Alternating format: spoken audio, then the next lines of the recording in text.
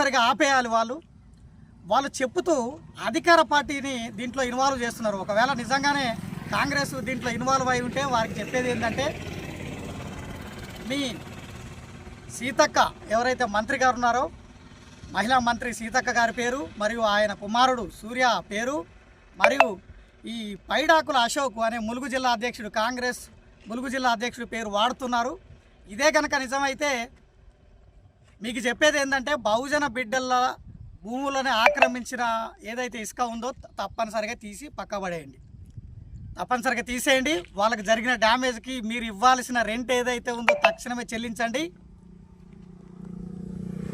మర్యాదగా ఈ ప్రాంతంలో ప్రభుత్వం అర్జెంటుగా ఈ కార్యక్రమాల్ని, ఈ ఆధిపత్య కులాలకి ఆదివాసులు చేయాల్సిన వ్యాపారాన్ని ఆధిపత్య కులాలకు అప్పచెప్పే విధానాన్ని విడనాడాలి. లేకపోతే బహుజన్ సమాజ్ పార్టీ నుంచి మేము పెద్ద ఎత్తున